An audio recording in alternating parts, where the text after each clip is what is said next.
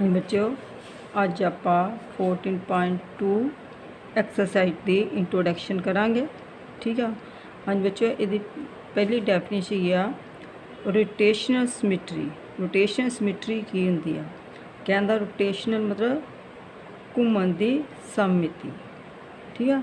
हाँ जी, if after a rotation an object looks exactly the same, we say that it has a rotational symmetry।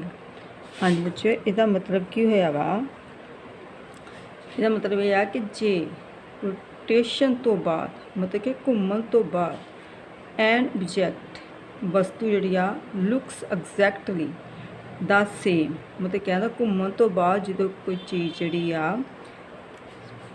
Same ही दिसे, मतलब किसी चीज़ में घुमाया वा घूमन तो बाद वो अपनी इनिशियल पोजीशन ते आ जाती है। ठीक है। मतलब कि जिस तो घुमाउण तो बाद भी उस तरह ही बन जाए जी ऑब्जैक्ट आ विसे तो असीं की कहांगे कि ये जी रोटेशनल सिमिट्री है। ठीक है। हाँ बच्चों, for rotational symmetry discuss in each case. हाँ जी, आप रोटेशनल सिमिट्री लिए डिस्कस करांगे भी किस तरह जी रोटेशनल सिमिट्री मतलब कि सेम पोजीशन च पहली पोजीशन च इनिशियल पोजीशन च जी ऑब्जैक्ट जी घूमन तो बाद पहली पोजीशन च किस तरह आंदा वा। ठीक है। हाँ जी, सब तो पहला ध्यान रखना सेंटर ऑफ रोटेशन। ठीक है। पहला आप सेंटर ऑफ रोटेशन, नंबर 2 ते द एंगल ऑफ रोटेशन का ध्यान रखना। ठीक है। उस तो बाद direction in each with the rotation is affected मतलब कि जो तुसी कोई चीज़ घुमाते जो ये वेखना भी क्लॉकवाइज घुमाया कि जां फिर एंटी क्लॉकवाइज, इधर हो जाए तो क्लॉकवाइज, इधर हो जाए तो एंटी क्लॉकवाइज। ठीक है। हाँ जी, उस तो बाद the order of the rotation symmetry. हाँ जी, मतलब कि रोटेशन सिमिट्री का ऑर्डर मतलब क्रम मतलब कि जो तुसी किसी चीज़ नूं घुमाया तो वो जो मतलब एग्जैक्टली सेम ही दिसन लग पैंदी आ। ठीक है। तो ये वेखना वा कि वो कितनी बार घुमाउण ते वो सेम दिसनी शुरू हुई, मतलब कितनी बार घुमाउण ते अपनी पहली पोजीशन ते आ गई। हाँ बच्चे, ये 4 पॉइंट्स का ध्यान रखना वा जो भी आप किसी चीज़ नूं रोटेट करना वा। ठीक है।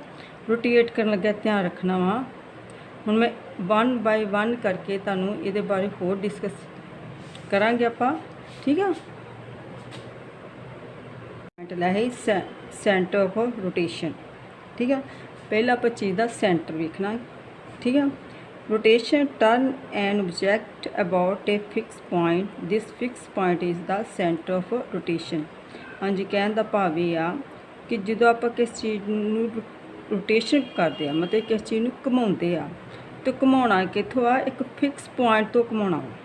ठीक है। हाँ, फिक्स पॉइंट जिहड़ा ठीक है उत्थे मतलब मोस्टली सेंटर च ही हुंदा वा। ठीक है। हाँ जी, सेंटर च एक आप फिक्स पॉइंट लेना, उत्थों आप घुमाउणा शुरू करना वा। ठीक है।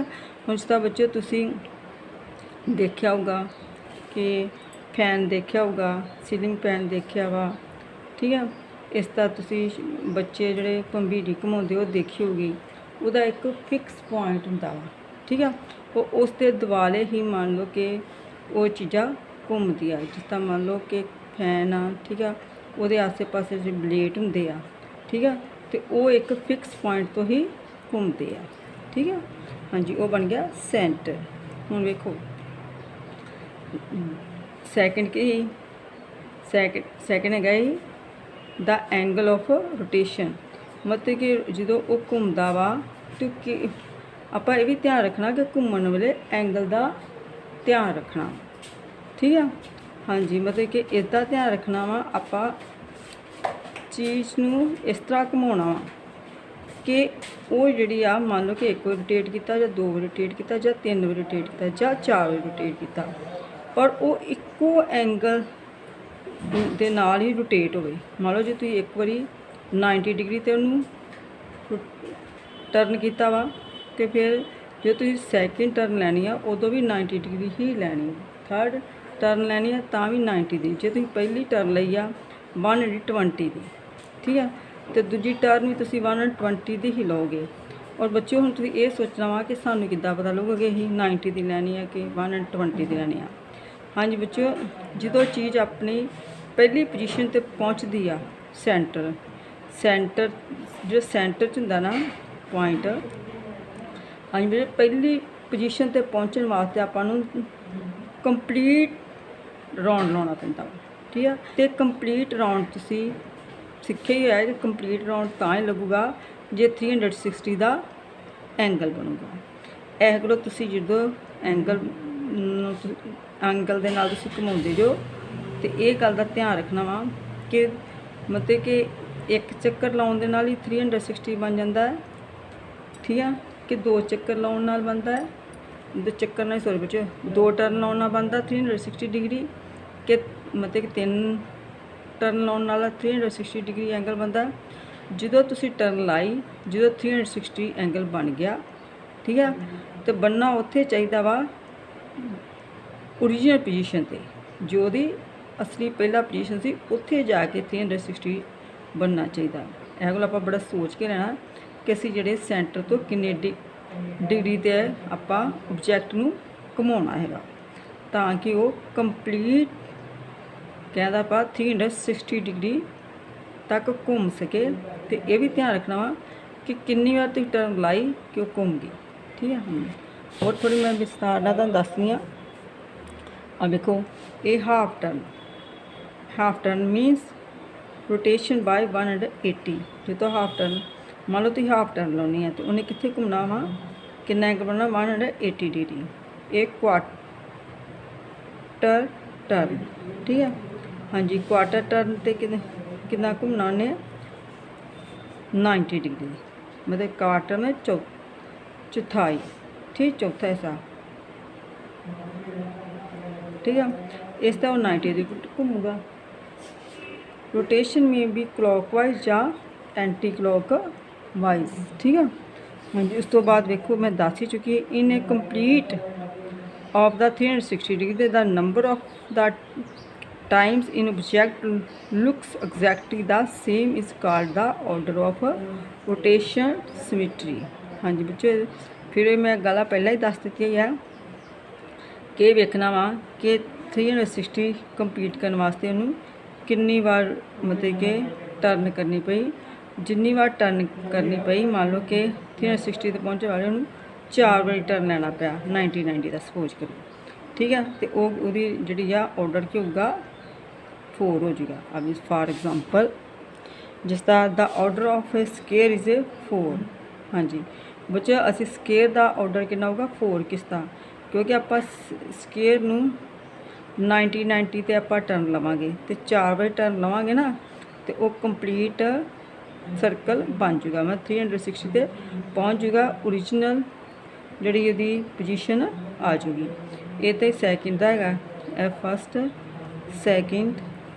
जो आप इक्वालेंट ट्रायंगल का ऑर्डर है 3, मतलब 3 बारी आपां नूं टर्न करांगे, पर ये टर्न 90 ते करांगे, ये टर्न आप 120 ते करांगे तो पहली पोजीशन ते आ जाऊगी। तुहानूं मैं एग्जाम्पल ना भी नहीं समझाउंदी है।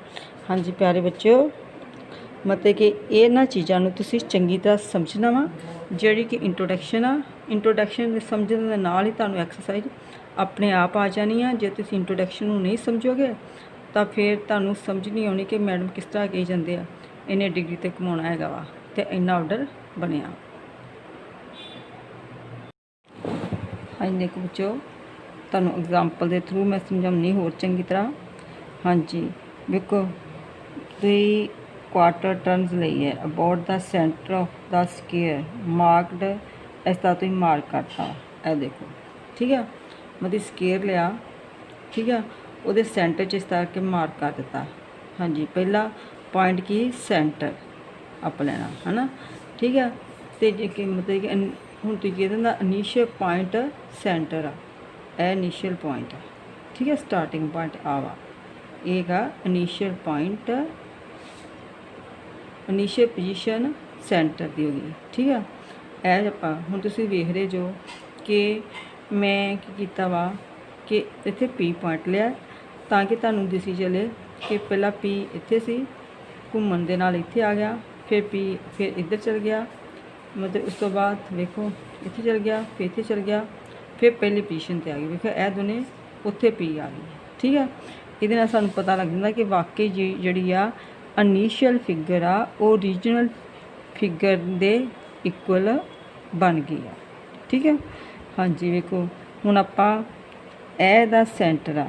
ठीक है, तुहानूं पता बच्चों ऐड आ इन्हें पूरा ही रोटेट होना वा, तो जो पूरा रोटेट होगा तो कंप्लीट सर्कल बनूगा, कंप्लीट सर्कल बनूगा तो मतलब 360 का एंगल बनूगा, ये होगा ना, तो ही ये चीज़ पहली पोजीशन च आ जाऊगी। ठीक है, पहला पॉइंट की सेंटर, ए सेंटर लिया। दूजा पॉइंट की सी कि आप सोचना ही एंगल बारे सोचना ही। ठीक है, कि किन्ने तेनू रोटेट किया जाए। ठीक है, ये rotation bye 90 degree about the centre.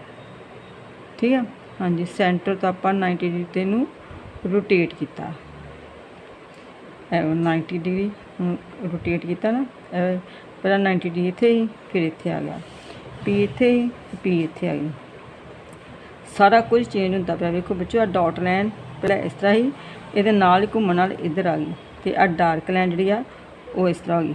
मतलब जो तुम ऐ घुमाओगे तो सारा कुछ चेंज होना ही आ। हाँ, फिर पहला इन्हें ए पोजीशन लई, एक टर्न लई, एक टर्न लैके इत्थे आ गया, मतलब कि पहली दी टर्न आ सी, फिर इन्हें आ टर्न ले ली, फिर इन्हें फिर इधर टर्न लई। बच्चों नाल ही एरो ने भी चेंज हो जाना, एनू चल गया, इतों एनू आया, एन गया, फिर उस तो बाद इधर जाऊगा। ठीक है, हाँ जी बच्चों इधरों फिर किया इधर आऊगा। ठीक है, मतलब पहली ने टर्न आ लिया, ये मतलब कि आ टर्न देखो इत्थे उहदी ओरिजिनल पोजीशन आ, इनिशियल पोजीशन आ, ए टर्न 1 लई आ, ए टर्न 2 लई आ, ए टर्न 3 लई आ, ते इत्थे टर्न उन्हें 4 लैनी है, तां ही वो पहली पोजीशन ते पहुँचूगा, मतलब कि फिर इत्थे 90 अपनी जगह ते आ जाऊगा। ठीक है, सब कुछ मतलब कि इत्थों घुमाना, घूम के इस तरह जाना ऐ करके। ठीक है, ये साड़ी आपां उतों की क्या है ऑर्डर, कितनी बार कितना ऑर्डर है अपना। ठीक है, जो आप सारा side rotate again through 90 degree, मतलब इस तरह आप घुमाई जाना वा। ठीक है, तो इस कंप्लीट सर्कल बन गया। ठीक है, हाँ जी, तो इस तरह आप ओरिजिनल पोजीशन पे पहुँच गए, तो ओरिजिनल पोजीशन पे पहुँचे, it now looks the same, A same हो गई। समझ आ गई ना बच्चों।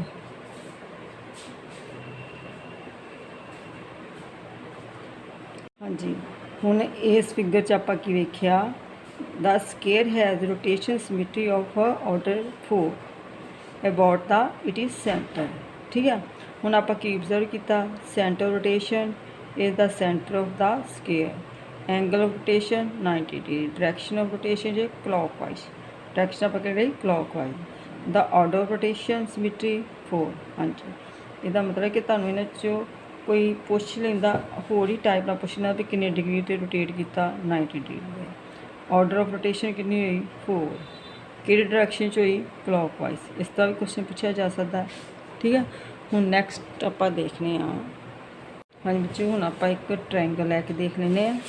ठीक है, हाँ जी देखो बच्चों ट्रायंगल दे विच ए 120 है, ए क्यों गया सेंटर।